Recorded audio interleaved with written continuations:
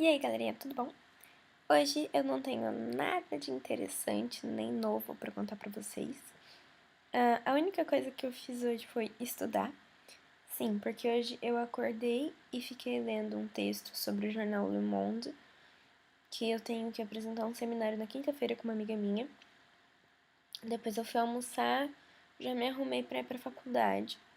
E lá na faculdade, óbvio, eu estudei. Eu tive aula de ciberjornalismo e de jornalismo científico. Foi a última aula da minha professora linda. Semana que vem a gente volta a ter aula com a outra professora, mas a nossa professora era tão linda. Mas enfim.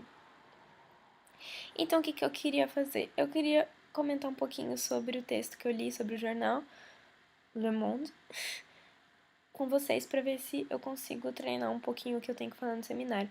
Mas eu vou falar sem contar, sem falar nome de nada, sem falar data.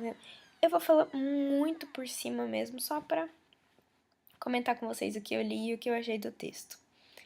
Vai ser mais um comentário sobre o texto do que um treinamento para o seminário. Eu não tô aqui agora com o nome do texto, mas eu vou deixar aí no título do vídeo e o autor também.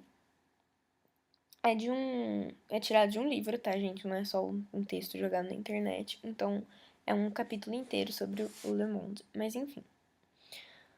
O jornal Le Monde foi sempre o mais influente na França desde que ele foi criado. O diretor dele era uma pessoa muito influente lá dentro do jornal. Ele... Ai, tô tentando lembrar o nome dele. Beuvre-Méry, um negócio assim. Não me lembro, não vou falar. O diretor era uma pessoa muito influente lá dentro. E ele pagava baixos salários, mantinha muito poucos jornalistas lá dentro e mantinha uma política neutra na publicação do jornal. Apesar de muitas pessoas dizerem que o Le Monde, apesar de ser neutro, tinha uma leve antipatia pela direita. Algo assim, na questão política. E assim foi durante muitos anos, muitos anos, esse diretor tocando o Le Monde e o jornal dando certo. Ele tinha uma tiragem absurda, porque ele tinha um formato muito tradicional, não tinha foto, não tinha nada, e ele não podia ser muito grande por questão financeira. Esse diretor não fazia dívidas com ninguém, tanto que o governo lá dá um pouco de dinheiro para você começar o seu jornal quando você apresenta o projeto. Ele pegou esse dinheiro, começou a fazer o jornal e pouquíssimo tempo depois devolveu o dinheiro pro governo para não ficar endividado. Ele nunca teve dívida, nunca fundou o jornal nem nada. O jornal, enquanto ele estava na diretoria, estava estável. Ótimo. Depois de um tempo, ele decidiu que era hora dele sair, porque ele resolveu se aposentar do jornal, sair e tal. Ele, na verdade, já tinha feito umas tentativas, Ele, na verdade, algum tempo antes já tinha tentado sair do jornal, mas não deu certo, ele resolveu ficar mais um tempo. E aí, quando ele finalmente decidiu sair, ele colocou no cargo um jornalista que já estava com ele desde o início do jornal também, desde o início do Le Monde. E aí, quando esse cara entrou, a coisa começou a degringolar. O cara resolveu que precisava de mais jornalistas, precisava de mais tiragens, precisava de mais tudo. Era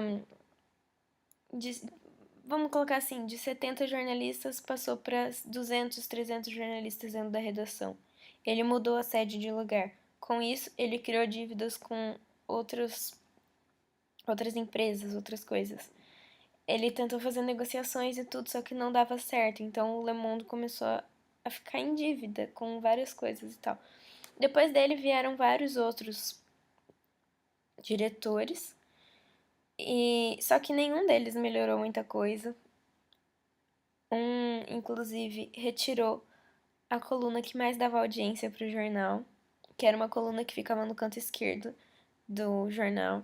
Imagina o jornal aqui, a câmera tá espelhada, então eu vou falar que a esquerda é aqui e vocês vão ver a direita, mas enfim. Aqui na direita, no comecinho da página, tinha uma coluna. Se não me engano, falava de política. Era um boletim. E todo mundo lia aquilo. O cara simplesmente tirou dali para dar mais espaço para a notícia principal que ficaria na capa, né? E colocar fotos. Quer dizer, ele mudou completamente a estrutura do jornal, completamente.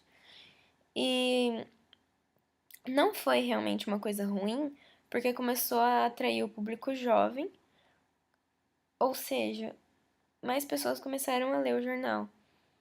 O que, óbvio, não é uma coisa ruim, porque começou a dar lucro e tal. Mas ele descaracterizou completamente o jornal. Então, eu tô falando muito a palavra jornal nesse vídeo, mas enfim. Ele descaracterizou o Le Monde e ficou assim. Até hoje, o jornal tem essa descaracterização. Ele agora tem fotos, tem uma linguagem mais jovial, tem assuntos mais variados e nem sempre fala sobre o que falava antigamente, que era política, assuntos mais sérios, assim.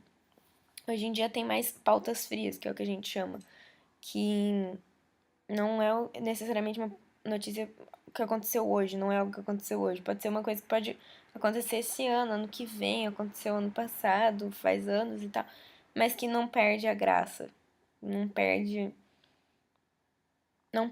a informação, entendeu? Deu pra entender? Por exemplo, vou fazer uma matéria sobre tatuagem. Eu posso falar hoje, posso falar amanhã, posso falar ontem, posso falar quando eu quiser, que não vai perder a graça falar sobre esse assunto.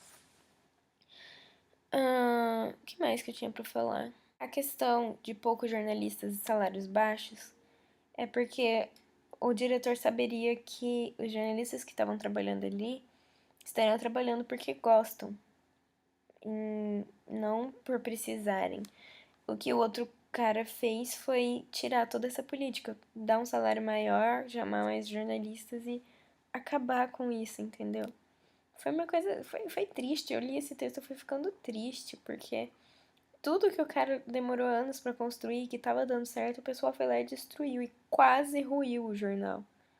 Ele, inclusive, perdeu a liderança pro Le Figaro.